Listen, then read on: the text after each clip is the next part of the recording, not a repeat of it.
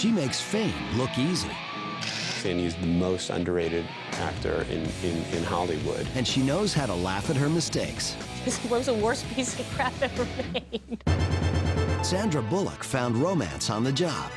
They pretty much picked up where the film left off. It was our little treasure and our little secret.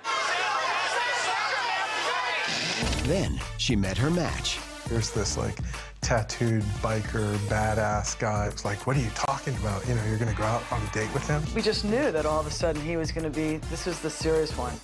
In the next hour, exclusive interviews reveal the actress, the woman, and the mogul. Producing is great. You can just show up in sweatpants, sort of yell at a lot of people, and they give you a walkie-talkie. There's a great deal of depth. And with that, there's also a great heart. She's not afraid to boldly go where no Sandy has ever gone before. This is Sandra Bullock. I wish I could tell you that we wrestled in the mud. Revealed. We didn't.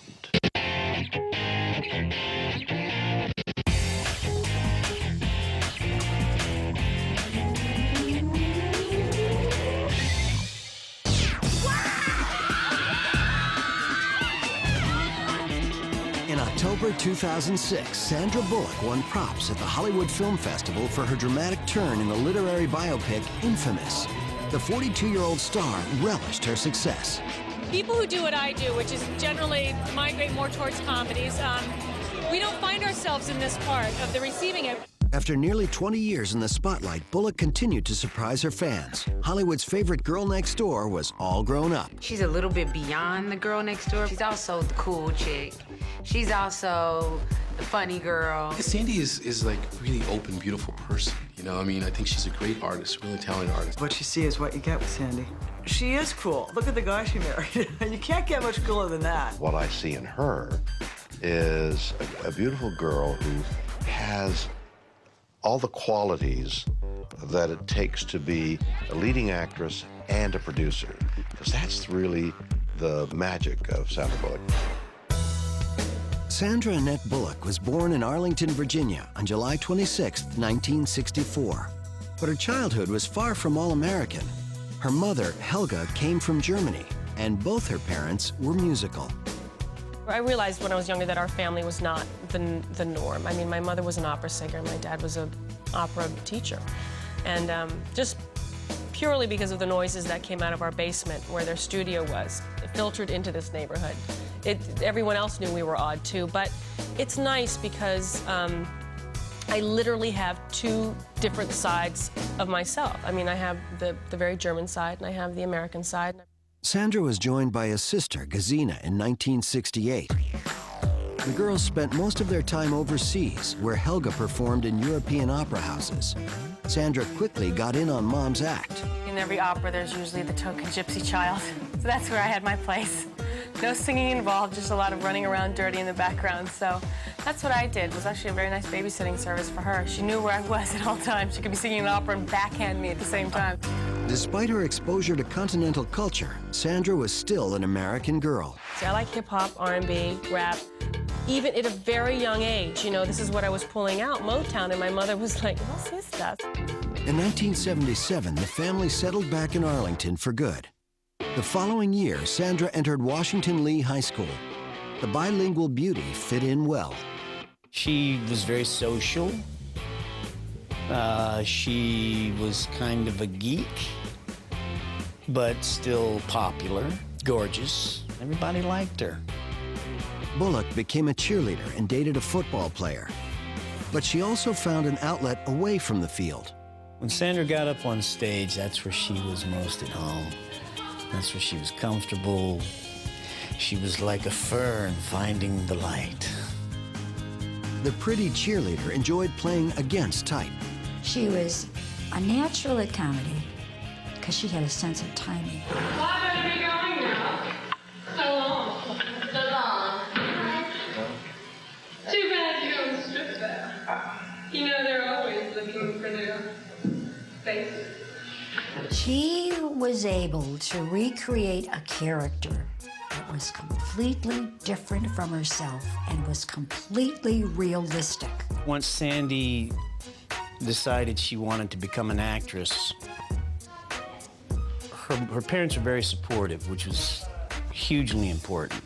They took her seriously, and they encouraged her. Everything was about their approval, absolutely, because they were the most gifted artists. Her mother was a force to be reckoned with. She was the opera diva. She's very focused on Sandy becoming whatever it was she decided she wanted to be, but understanding that it was challenging and that it was going to take hard work and that she was going to have to be disciplined and that she was going to have to take it seriously and probably put a lot of pressure on her. In 1982, Bullock graduated high school and began attending East Carolina University. Being a drama major in college is not like, it's a 24-hour-a-day major where you have crews and you may be acting in a show, doing crew on this show, all your class obligations, rehearsing class projects and so on.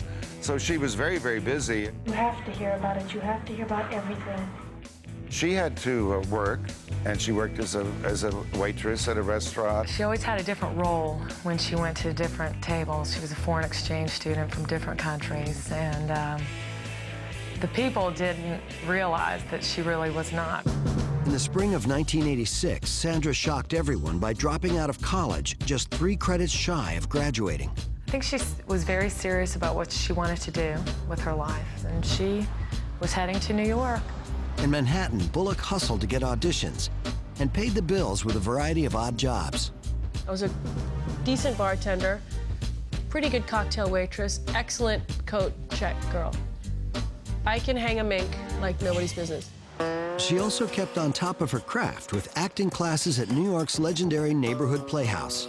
Finally, after appearing in several student films, Sandra landed a role in an off-Broadway play called No Time Flat.